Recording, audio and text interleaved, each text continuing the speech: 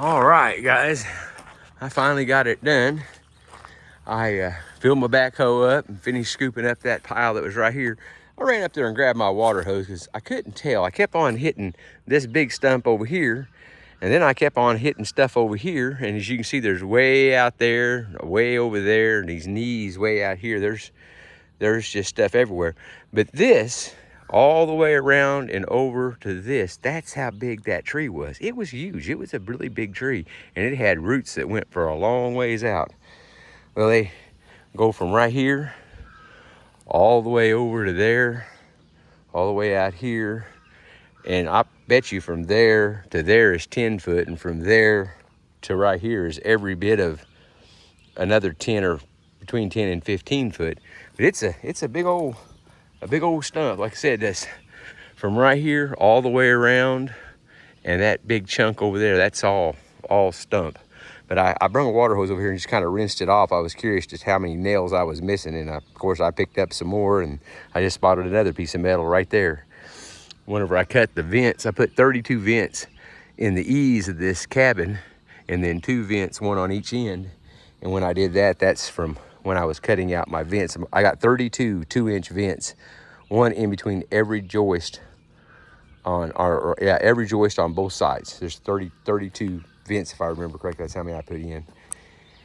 But I just thought I'd bring you back real quick and show you what I got. I'm gonna set those stumps on top of that one out there in the middle, and there's a nail right there. I just spotted a nail right there, and here I am trying to pick them all up, and I just keep on finding them, and I probably will continue to find them. I don't know if you guys ever seen this or not. This is just a little trailer I built out of just a bunch of scrap metal I had at the house. The only thing I bought was this piece, and I bent it, and this piece down here. The spindles that are on this are the old spindles off of my Jeep, and I had to buy new ones because they finally did break. And that's just all scrap metal. And like when you buy a new side-by-side, the boxes that they come in, one of my customers owns a Can-Am dealership, and he gave me a couple of those crates years ago, and I cut it up because, as you can see, it's all just small pieces.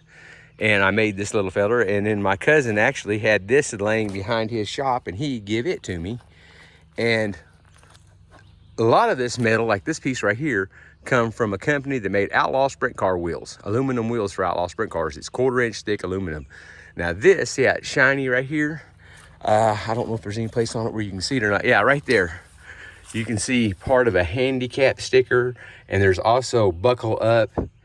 It's the Law stickers, and a couple others. But one of my friends bought a house from an old highway patrolman that had retired, and he had a whole bunch of signs in his shop that were just old street signs, and some of this is that, and this bottom is all 1/4-inch thick, and this is all 1/4-inch thick, and these sides are old street signs.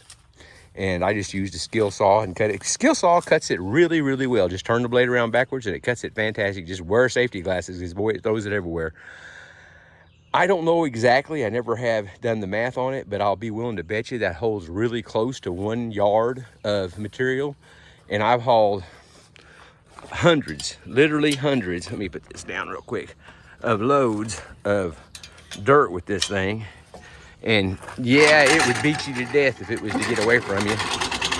But it'll go all the way back like that, or you can go all the way the other way. But I put it to where the axle was a little bit forward so that all the weight would not be on my four-wheeler, and a lot of the weight would be on these tires.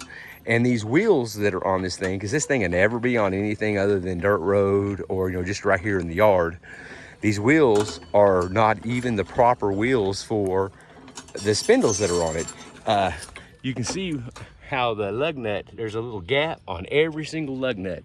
I had an old set of wheels at the house. They wouldn't fit, and I just took my plasma cutter and cut a little notch in every single one of them, got them centered, and then cut a notch in every single one of them and made them work.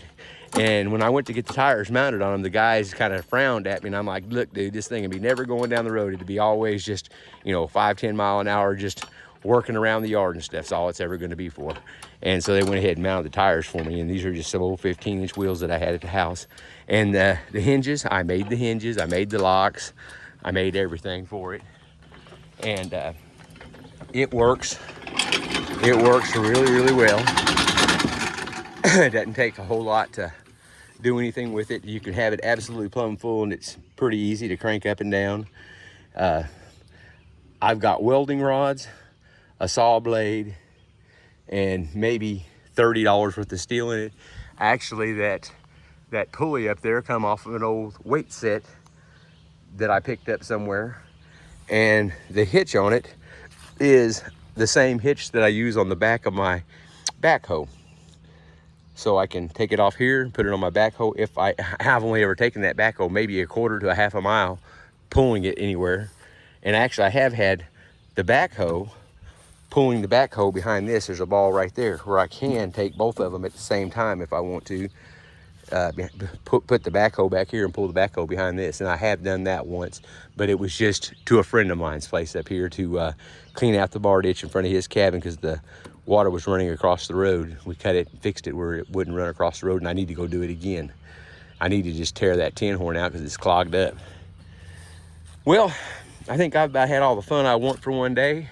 I'm gonna stack those stumps up, see if I can't get them to burn, and clean up my mess, get my gas can and all that kind of stuff picked up, and clean up the water hoses. And like I said, hopefully next weekend or the next weekend one, I'll be putting in a brand spanking new 18,000 BTU Mr. Cool mini split. I got it sitting inside, ready to go. Well, you guys have a good weekend, and thank you so much for checking in with me. I really do appreciate it, and take care. Bye-bye.